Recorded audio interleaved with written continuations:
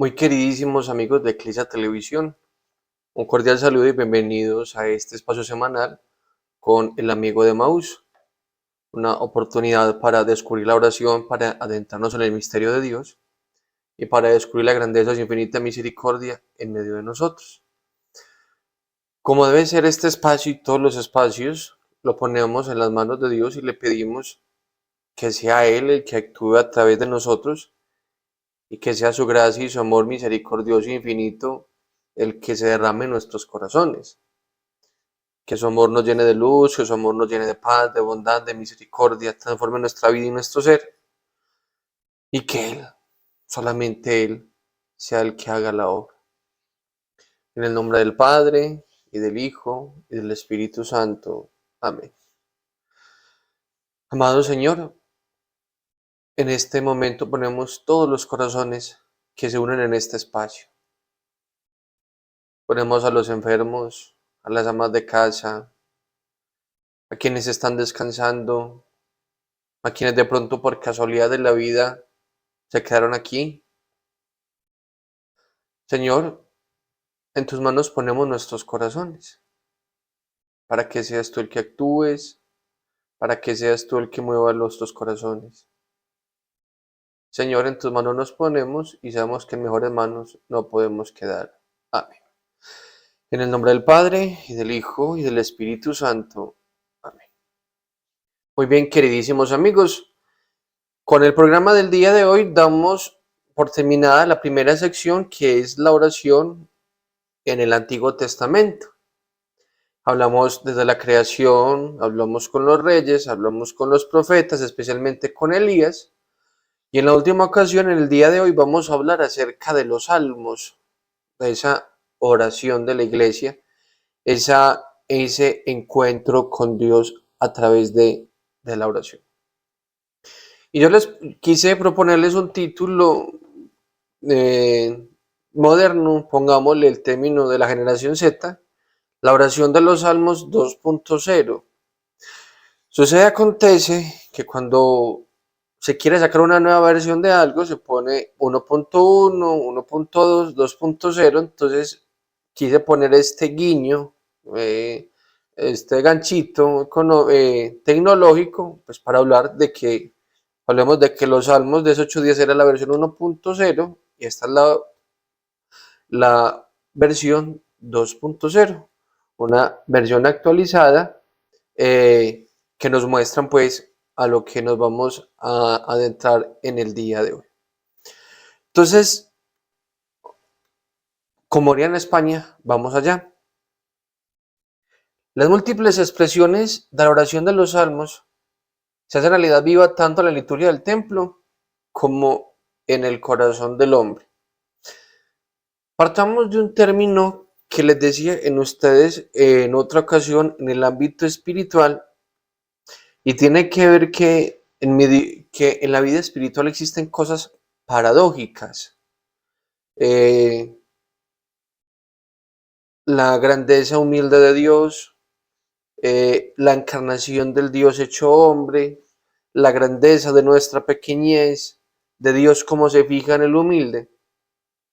Entonces, no existen cosas antagónicas en la fe de la iglesia, no existe como la lucha entre el bien y el mal, el sí y el no, esas polarizaciones tan delicadas y tan marcadas. En la espiritualidad existe eso muy bonito, lo paradójico, de cómo realidades que conceptualmente son contrarias, que espiritualmente nosotros ponemos diferentes, Dios con ellos hace una hermosa armonía y una bella sinfonía de esos contrastes. Entonces está la sublimidad del templo, del lugar donde Dios reina, del lugar donde demuestra su majestad, del lugar donde Él está presente, del lugar donde Él hace las cosas maravillosas. Pero también está la oración pequeña y sencilla, y que es una oración agradable y que Dios escucha constantemente, que es una oración que transforma y que también llega al corazón de Dios. Y esas cosas paradójicas las abraza muy bellamente los salmos con esa oración. La oración es la oración, llamémosle oficial del templo, la que cantan todos, la que salmodian todos. pero también es la oración humilde del campesino de Nazaret, es la oración humilde del trabajador de Galilea, es la oración sencilla de la ama de casa de Nazaret. Y viene algo muy importante que nosotros ignoramos gracias a mi Dios, en una sociedad, llamémosle, rica en alfabetización, de que nosotros podemos leer y escribir y que es una gracia muy maravillosa y que es uno de los grandes avances de la pedagogía y la metodología y lo demás, pero que en los tiempos antiguos esa oración era de memoria y que era tanto la repetición de ir a la sinagoga, de ir al templo, de que la fe antigua, en los tiempos de Jesús, inclusive de muchos de nuestros padres abuelos, era de memoria, de repetir y repetir y repetir y de cantos que se ha transmitido de generación en generación. Entonces, en esa acotación vienen dos cosas muy bonitas y muy interesantes que no se nos pueden olvidar a nosotros. Uno es, le repito, la memoria y literalmente la memoria mental de tener conceptos guardados en la mente.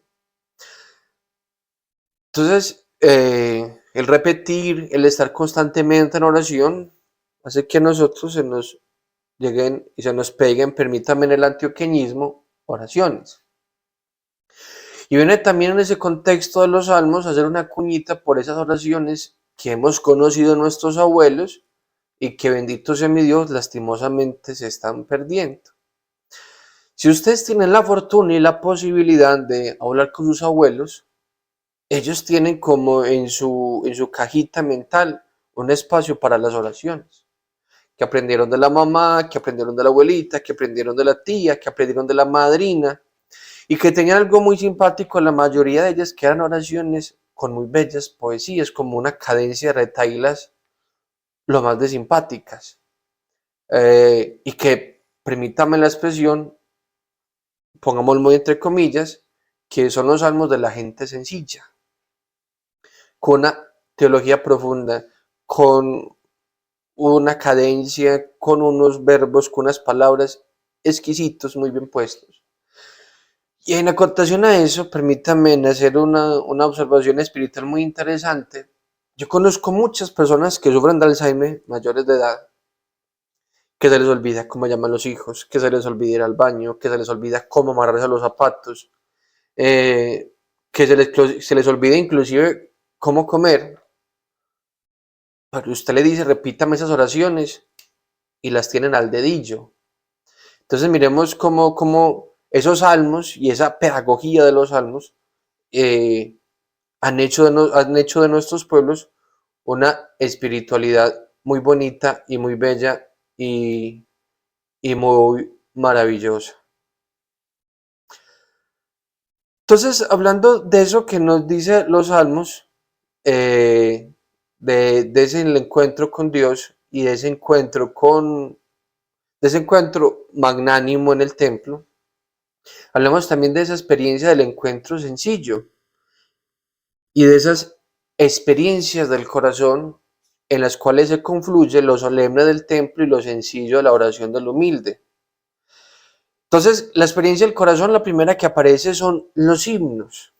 En los himnos definen algunos autores que es esa oración específicamente también cantada que nos recuerda quién es Dios y qué es lo que hace Dios.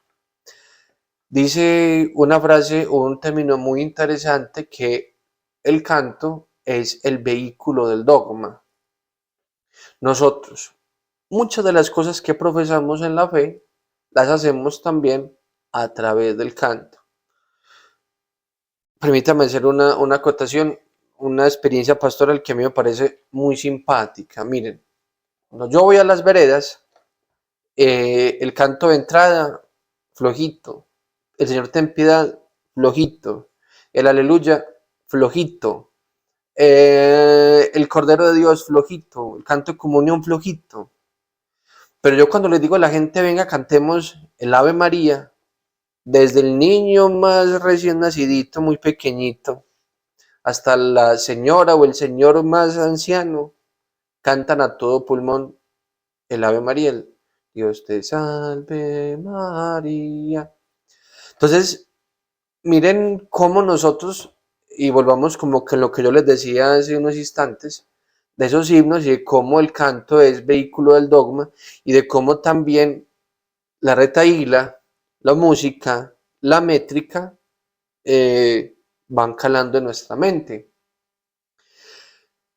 Dice San Pablo en una de sus cartas que alabemos a Dios con salmos, himnos y cánticos inspirados. Y dice también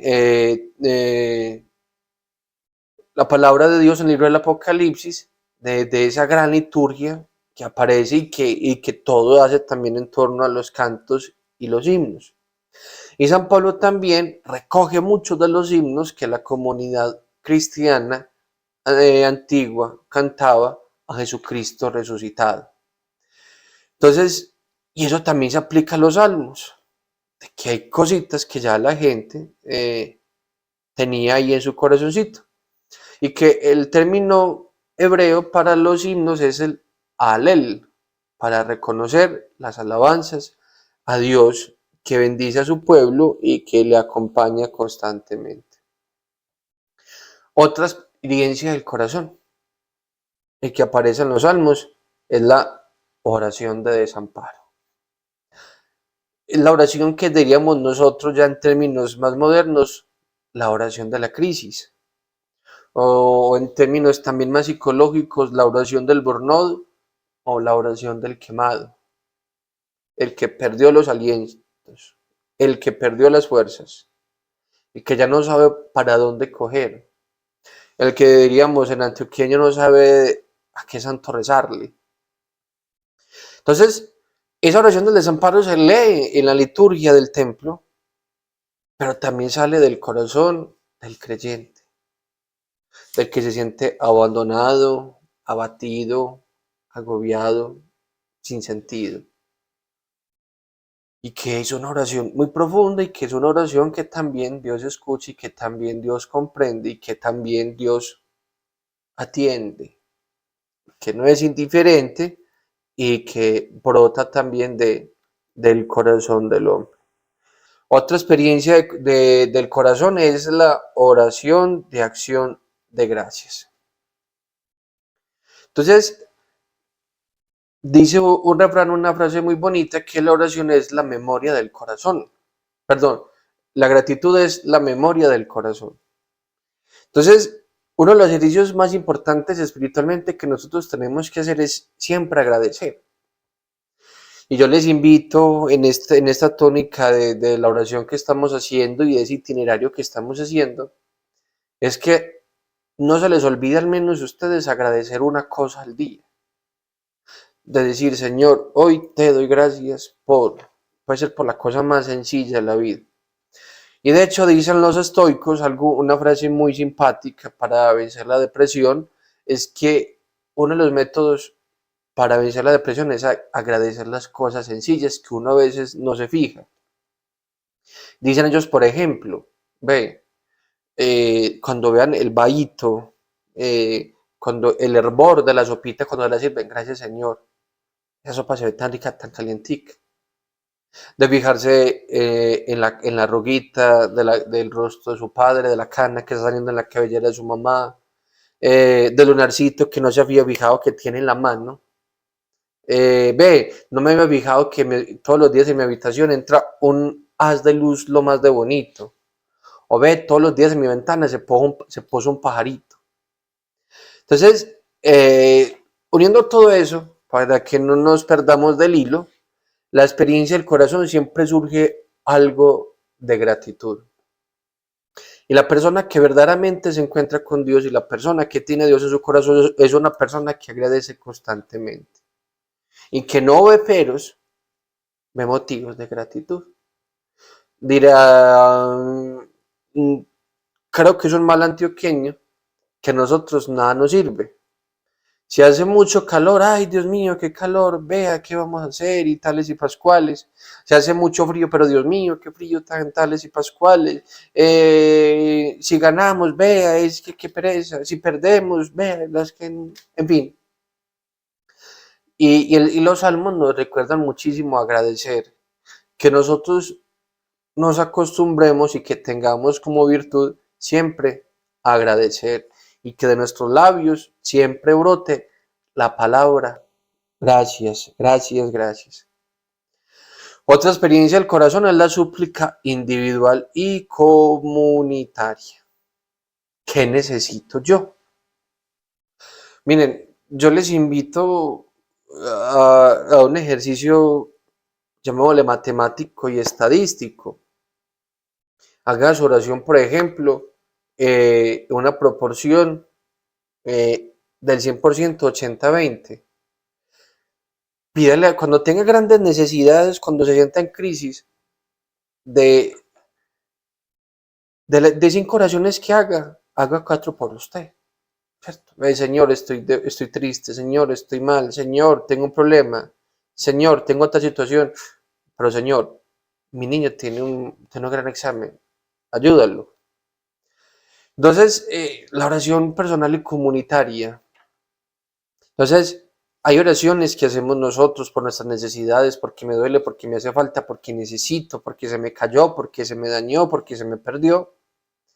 Pero también surgen las oraciones comunitarias, que son oraciones muy bonitas y que muestran también esa grandeza de cómo Dios escucha a su pueblo. Se me vienen dos cosas a la mente en este momento. Una, en Bogotá, en la capital de Colombia, hay una iglesia muy bonita que es la iglesia del Voto Nacional, dedicada en honor al Sagrado Corazón de Jesús. Y es una iglesia que el pueblo colombiano le dedicó al corazón de Jesús porque escuchó a Colombia en los tiempos más grandes de violencia y le defendió. Miren, a fecha de hoy, que hoy es, al menos de grabación de este programa, que es 3 de junio del año 2026, el IDEAM prevé una gran sequía para Colombia con un fenómeno que llama el fenómeno del Niño. Miren, en los tiempos antiguos existía algo muy bonito y que todavía debería existir, pero que nosotros no creemos en ese poder, que, que son los votos o las súplicas o las oraciones votivas. De decirle, venga, Señor, tenemos una gran sequía, mándanos una lluviecita, Señor, los animalitos están muriendo de sed, los campos se nos están secando. Qué rico y qué bonito y qué edificante que el Señor nos ayude y nos favorezca, pero que también surja del pueblo colombiano y surja acá también unos pueblitos cuando haya esa gran necesidad. Venga, saquemos el Santísimo, venga, saquemos una imagen, venga, hagamos una procesión, unos votos pidiéndole al Señor. Y el Señor escucha las súplicas de su pueblo. Entonces ahí viene esas experiencias del corazón que surge de la necesidad que tenemos nosotros. ¿Qué también hay en esa experiencia del corazón? El canto del real, que es la oración por el rey, en el caso de nosotros, que es la oración por la patria, y que de hecho la iglesia pide que en todos los domingos, cuando se haga la oración de los fieles, se pida por la patria y se pida por los gobernantes que rigen a Colombia. Y en ese sentido viene también algo fundamental, y es que las faltas contra la patria son faltas que van contra el cuarto mandamiento, que es honrar padre y madre, que la patria también es nuestra segunda madre. Entonces, cuando no oramos por la patria, cuando no oramos por nuestros gobernantes, cuando somos corruptos, cuando no confiamos en las manos de Dios a nuestra nación, estamos fallando. Entonces, ahí viene esa acotación. ¿Qué más hay en el corazón del hombre? Los cantos de peregrinación. Imagínense ustedes que en los tiempos de nuestro Señor Jesucristo, que ahí viene lo del quinto misterio gozoso, la pérdida de hallazgo de Jesús en el templo, es que la gente peregrinaba a Jerusalén y mientras peregrinaba cantaba y rezaba y recitaba los salmos. Y cuando iban llegando ya a Jerusalén, aparece el salmo ese que decimos, qué alegría cuando me dijeron, vamos a la casa del Señor, ya están pisando nuestros pies, tus umbrales, Jerusalén. Y en ese sentido también de la peregrinación a Jerusalén, vienen las famosas peregrinaciones que nosotros hacemos y también las preciosísimas eh, procesiones que realizamos. Somos los peregrinos que, como dice la canción, vamos hacia el cielo. Y que también aparece en el corazón del hombre una meditación sapiencial. ¿Qué pienso de la vida? ¿Qué me ilumina a Dios? ¿Qué me ilumina a Dios en este momento? Yo que quisiera compartir con los míos. Y que cuando el Señor nos inspira, también nos invita a reflexionar y a decir, hombre, ¿qué es lo que vamos a hacer con la vida? Aquí es que nos vamos a decidir del todo. Entonces, yo creo que todo ese movimiento tan interesante de qué es lo que existe en el corazón. Entonces, recordemos brevemente qué hay en el corazón, esas experiencias del corazón. Hay himnos, hay oración de desamparo, oración de acción de gracias, oración de súplica individual o comunitaria, el canto real, pedir por la patria, el canto de peregrinación y una meditación sapiencial. Nos sigue diciendo el Catecismo de la Iglesia Católica. Los salmos son el espejo de las maravillas de Dios en la historia de su pueblo y en las situaciones humanas vividas por el salmista. Entonces, el salmista recoge muy bellamente lo que siente el pueblo y lo que siente él mismo.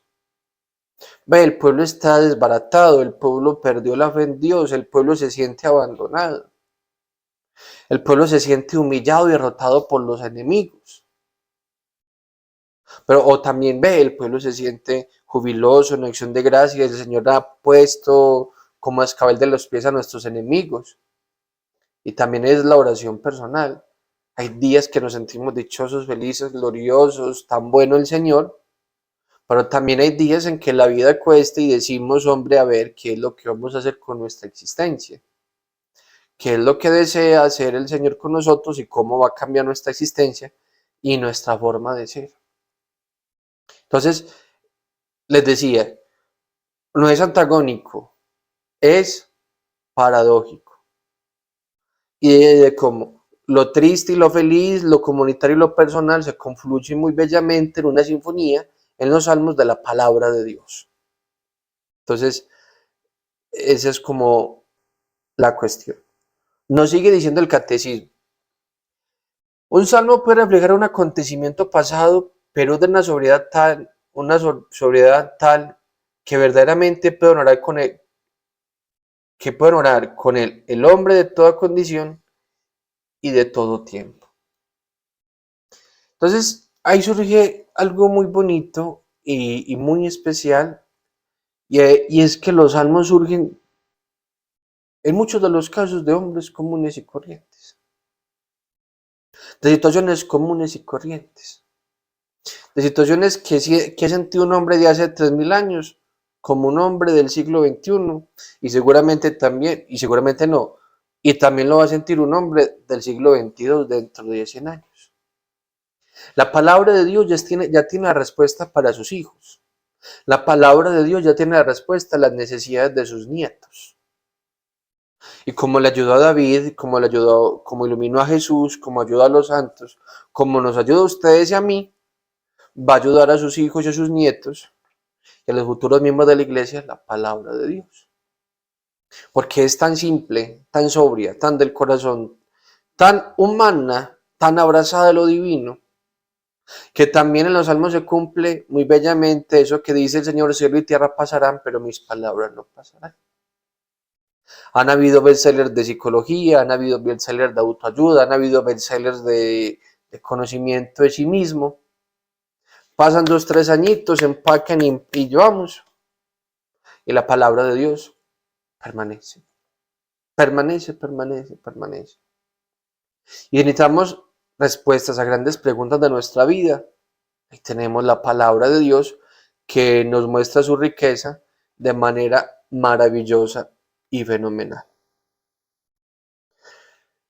Los salmos tienen unos rasgos constantes que menciona más o menos el catecismo de la Iglesia Católica, aparecen todos en un parrafito, pero yo los discriminé como para mejor comprensión de nosotros y una mejor metodología en eso que estamos realizando nosotros en este momento. La primera, simplicidad y espontaneidad. A veces nosotros creemos que para relacionarnos con Dios necesitamos palabras rebuscadas y conjurar como en el pasado y usar verbos en aoristo y no sé qué y tales y pues cuales. Pero surge de esa simplicidad y las situaciones comunes y ordinarias de la vida. Entonces, la mejor manera de orar es querer orar. Y si uno quiere orar, mi Dios le irá poniendo en el corazoncito lo que uno necesite, partiendo de esa simplicidad y esa espontaneidad. Miren, recomienda creo que San Ignacio de Loyola en una cosa que se llama la oración consciente. Miren, hay una constante que tiene el 99.9% de los católicos y las personas que quieren orar, es que cuando nos sentamos a orar, la mente comienza a trabajar, a recordarse de los labores de que tiene que hacer, que se recuerde que hoy es jueves, que no ha pagado los servicios, que mire los frijoles, que mire las tales y pascuales. San Ignacio recomienda dos cositas. Una, lo habla en los ejercicios espirituales, de preparar la oración y decir, de cuando usted entre en oración, prepárese y haga su oración consciente. Y dice algo muy bonito, a ver, invoque al ángel de la guarda y haga de cuenta que el ángel, visualícelo, haga de cuenta que el ángel de la guarda está con usted detrás.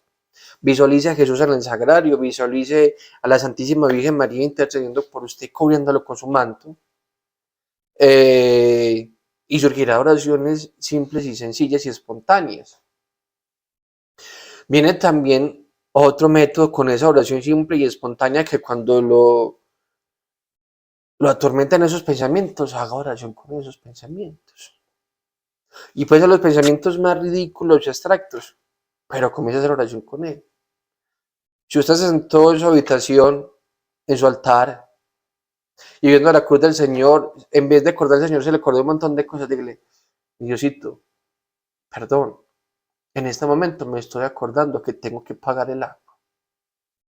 Mi Diosito, perdón, me estoy acordando en este preciso instante, estando ante ti, que, que dejé remando unos frijoles. Y comienza a hacer su oración simple y espontánea.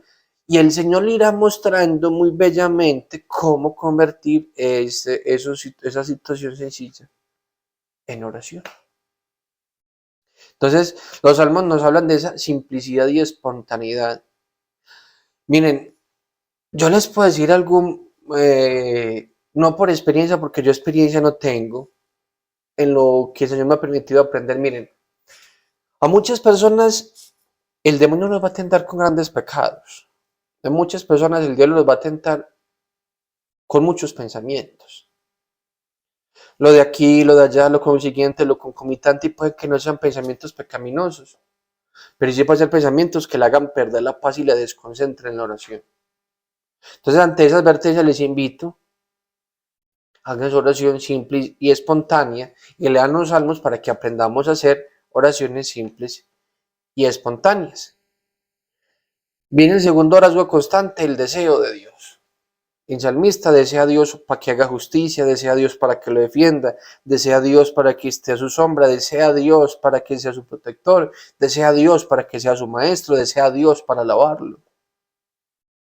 Entonces, si nosotros a los salmos le quitamos si lo vemos muy de la antropología, nos quedamos con textos antiguos muy bonitos, que se le pasa un análisis semántico, un análisis lingüístico, un análisis de traducción, muy interesantes, pero no son transformadores. Entonces, con esa cuestión de ese deseo de Dios es lo que hace la gran diferencia de los salmos con cualquier otro texto antiguo. El salmista explícitamente habla de Dios y dice, necesito a Dios en mi vida, en mi patria, en mi familia, con los míos.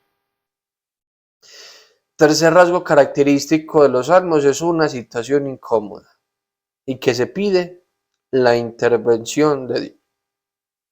Que el Señor actúe, que el Señor mueva, que el Señor dirija. Y si ustedes se acercan a los salmos, muchos van a hablar de esa situación. Las cosas no están funcionando como yo deseo, las cosas no están surgiendo como yo pensaría, las cosas no se me están dando como se me plantean. Entonces viene esa cuestión. El penúltimo punto es la certeza del amor de Dios. Allí todos los salmos, sin excepción, nos hablan de esa certeza del amor de Dios.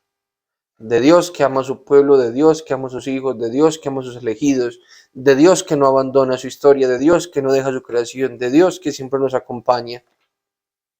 Entonces, hay que tener esa certeza y que también esos rasgos característicos de los salmos que son constantes, también sean constantes en nuestra oración. Esa simplicidad, esa confianza en Dios, esa reconocer la situación incómoda y ponerle nombre, tener esa certeza, el amor de Dios. Y el último rasgo característica, la entrega a la voluntad divina. Dios va a actuar. Como diríamos en antioqueño, hay cosas que siempre, y aunque no lo deseamos, se nos van a salir de las manos. Y les decía hace unos minutos, hoy es, al menos a la grabación de este programa, estamos en el mes de junio y es el mes en el que se reconoce el Sagrado Corazón de Jesús. Y es decirle, Sagrado Corazón de Jesús, en vos confío. Cosas que no entiendo y cosas que se me salen de las manos y cosas que yo no comprendo, pero en vos confío. Y como diría el libro de Esther, en las manos de Dios están puestas todas las cosas. Si Él quiere salvar a su pueblo, nadie se puede resistir a su voluntad. Muy bien, querida familia, entonces reunimos un poquito lo que vimos en el día de hoy en la oración de los Salmos, versión 2.0. Hablamos de que la oración de los Salmos implica la liturgia, pero también implica la oración personal, implica una experiencia del corazón que se expresa con himnos, con la oración de desamparo, con la acción de acción de gracias, con la súplica individual o grupal, el canto real, que en el caso de nosotros sería pedir por la patria, el canto de peregrinación y una meditación sapiencial. Los salmos son el reflejo de la historia, de las situaciones humanas y también las situaciones del pueblo. Que los salmos hablan de esa situación simple y espontánea y que por eso le habla a los hombres de todos los siglos. Que le habla a los hombres de hace 2000 años, le habla a los hombres del siglo XXI y le va a hablar también a los hombres y mujeres del siglo XXII. Y que los salmos tienen unos rasgos constantes que también puede tener nuestra oración personal. Simplicidad y espontaneidad, el deseo de Dios, el reconocimiento de una situación incómoda, la certeza del amor de Dios y la confianza en la divina voluntad de Dios, de cómo el Señor acompaña, bendice y guía a su pueblo de manera muy especial. Familia, mire, termino con una tareita espiritual hablando ya de los salmos. Miren, yo les invito a que en esta semanita cojan un salmo, el que ustedes quieran, y conviértanlo en oración. No lo lea por leer, léanlo con la intención de orar con él. Si quiere agradecer a Dios, si quiere sentirse protegido, si quiere sentir su presencia, léanlo. Les recordaba la tareita la última vez, que era leer un salmo y irlo aprendiendo.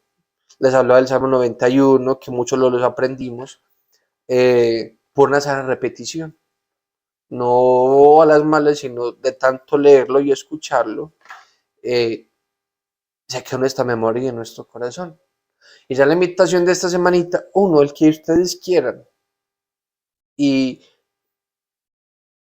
degústenlo conviértalo en oración, conviértalo en su plegaria. Léalo con fe, repítalo unas 2 o 3 vecesitas, pero con ardor y fuego en el corazón, para que le saquemos provecho a estos hermosos himnos, a estas hermosas profesiones de fe que se le han hecho a Dios. Querida familia, ha sido un gusto, un placer, una dicha, una bendición poder compartir con ustedes a través de este medio Eclesia Televisión. Decía el Papa Benedicto XVI que los medios de comunicación, especialmente el Internet, es el sexto continente, y desde Eclesia y del Santuario hacemos una semillita pequeñita pero poderosa para seguir incursionando en este sexto continente. Que el Señor les bendiga enormemente, que la paz del Señor reine en sus corazones y en sus casas, y que el amor de Dios sea su dicha constante. El Señor los bendiga, en el nombre del Padre, y del Hijo, y del Espíritu Santo. Amén. Una feliz semana, hasta una próxima ocasión.